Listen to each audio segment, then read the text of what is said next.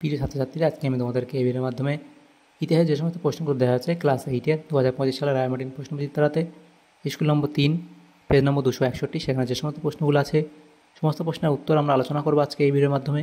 তোমরা ভিডিওটা শুরু থেকে শেষ অবধি অবশ্যই দেখবে, আর চ্যানেলে যদি নতুন হয়ে থাকে অবশ্যই তোমরা চ্যানেলটাকে সাবস্ক্রাইব করে রাখবে পরবর্তী স্কুলগুলোর প্রশ্নোত্তর পাওয়ার জন্য। এবং এর আগের স্কুলগুলোর প্রশ্নোত্তর আমরা আলোচনা করে দিয়েছি, প্লেলিস্ট থেকে সেগুলো পেয়ে যাবে, অবশ্যই সেই প্রশ্নোত্তরগুলো দেখে নেবে। আর চাইলে তোমরা পিডিএফ পেয়ে যাবে পরবর্তীতে আমাদের টেলিগ্রাম চ্যানেল থেকে। ডেসক্রিপশনে টেলিগ্রাম চ্যানেলের লিঙ্ক দেওয়া আছে, তোমরা সেখানে যুক্ত হয়ে যেতে পারো। তো 8 নম্বর স্কুলের যে ইতিহাস যে প্রশ্নগুলো দেওয়া আছে ক্লাস 8-এর 3 নম্বর স্কুলের যে প্রশ্নগুলো দেওয়া আছে ইতিহাসে, সেগুলো আমরা আলোচনা করবো আজকে। প্রথম দেখো, একের দাগে যে প্রশ্নগুলো দেওয়া হয়েছে এখানে সঠিক উত্তর নির্বাচন করার জন্য বলা হয়েছে। প্রথম প্রশ্ন, বন্দিবাসের যুদ্ধ সংগঠিত হয়েছিল 1760 খ্রিস্টাব্দে। কত খ্রিস্টাব্দে পাকাপাকিভাবে দারোগা ব্যবস্থার বিলোপ ঘটানো হয়? 1812 খ্রিস্টাব্দে, অপশান সি। এরপরে আছে এশিয়াটিক সোসাইটি প্রতিষ্ঠার সঙ্গে যুক্ত ছিলেন উইলিয়াম জোন্স। এখানে দেখো উইলিয়াম জেমস, এটা নয়, উইলিয়াম জোন্স। এরপরে প্রশ্ন, নিচের দাগের 4 দাগের প্রশ্ন, বলা হয়েছে নিচের কোনটি উডের প্রতিবেদন এর নির্দেশনামা নয়? তাহলে এটা হবে অপশান বি, ইংরেজ ও ভারতীয় দু ধরনের ভাষা চর্চার কথা বলা হয়। তাহলে এমসিকিউ প্রশ্নগুলো হলো, এরপরে যে প্রশ্নগুলো আছে দেখো 2-এর দাগে পূর্ণ বাক্যে উত্তর দাও। প্রথম প্রশ্ন, কত খ্রিস্টাব্দে হায়দ্রাবাদ রাজ্য প্রতিষ্ঠা হয়? লিখবে হায়দ্রাবাদ রাজ্য প্রতিষ্ঠা হয় 1740 খ্রিস্টাব্দে। এভাবে পূর্ণবাক্যে লিখবে, আমি শুধু উত্তরটা লিখছি, তোমরা যখন লিখবে পূর্ণবাক্যে লিখবে। এরপরে প্রশ্ন, কোন মোগল সম্রাট ব্রিটিশ কোম্পানিকে দেওয়ানির অধিকার দান করে? তাহলে লিখবে দ্বিতীয় শাহ আলম।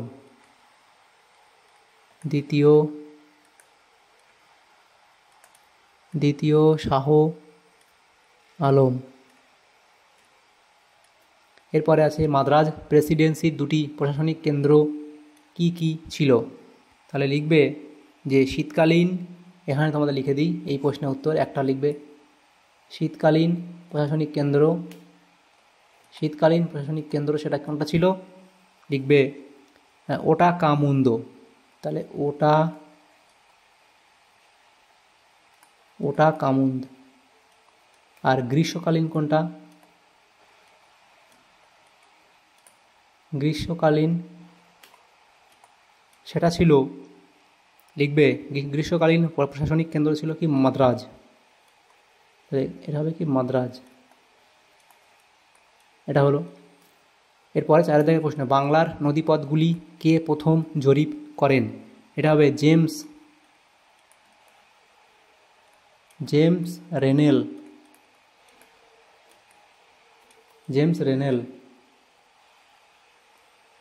এরপরের যে প্রশ্নগুলো এখানে আছে দেখো, সেগুলো কি বলা আছে?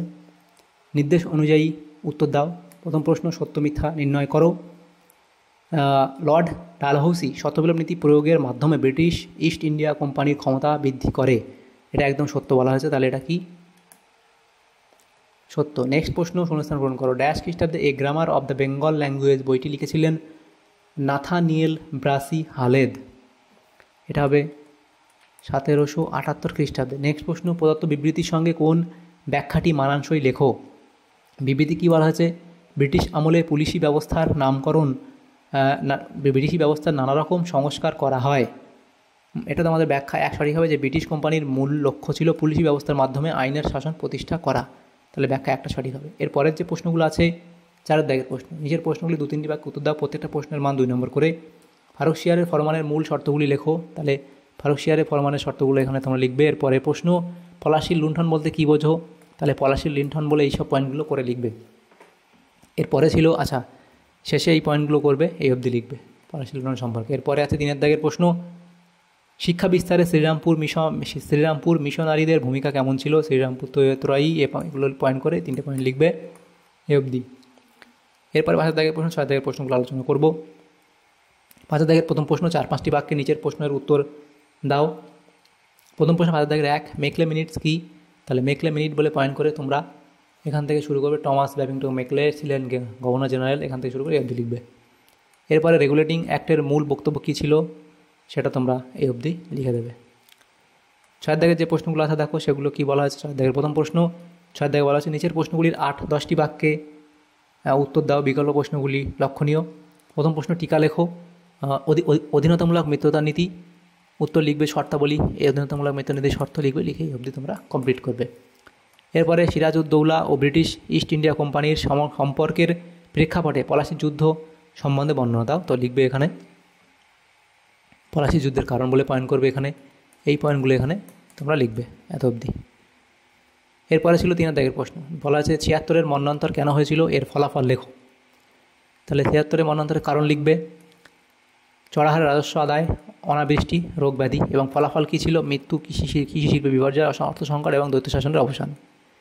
এরপরে যে প্রশ্ন আছে দেখো, আচ্ছা আর পয়েন্ট করবে আলীনগরের সন্ধি ভঙ্গ বলে এই অবধি শেষ করে উত্তরটা। এরপরে প্রশ্ন ছিল সেটা হচ্ছে, এটা 4 নম্বর প্রশ্ন মনে হয়, 4 নম্বর প্রশ্ন, ওয়ারেন হেস্টিংস এর সংস্কার কার্যাবলী আলোচনা করো। ওয়ারেন হেস্টিংসের সংস্কার বলে শাসন সংস্কার, বিচার বিভাগীয় সংস্কার, পুলিশ ব্যবস্থা সংস্কার, রাজস্ব ব্যবস্থা সংস্কার এবং শিক্ষা সংস্কার বলে পয়েন্ট করে এই অবধি লিখবে। এরপর অথবা দিয়ে প্রশ্ন ছিল, এই প্রশ্নের সাথেই ঔপনিবেশিক কর্তৃত্ব প্রতিষ্ঠায় কীভাবে নতুন শিক্ষা ব্যবস্থা প্রচলিত হয়েছিল আলোচনা করো, সেখানে এই পয়েন্টগুলো করবে। এরপরে লিখবে হিন্দু কলেজ প্রতিষ্ঠা, এগুলো লিখলে এ অবধি লিখবে এই প্রশ্নের উত্তরে। তাহলে আমাদের দেখো এখানে এই সমস্ত প্রশ্নগুলো ছিল ক্লাস 8-এর ইতিহাসের 3 নম্বর স্কুলের এই প্রশ্নগুলো ছিল। সমস্ত প্রশ্নের উত্তর আমরা আলোচনা করলাম আজকে এই ভিডিওর মাধ্যমে। তোমাদের যদি সামান্যতম উপকার এসে থাকে ভিডিওটা অবশ্যই একটা লাইক করবে, আর বেশি বেশি করে বন্ধুদের সাথে শেয়ার করবে। আর পরবর্তী স্কুলের প্রশ্ন উত্তরগুলো পাওয়ার জন্য অবশ্যই তোমরা আমাদের চ্যানেলকে সাবস্ক্রাইব করে রাখবে। Thank you, thanks for watching.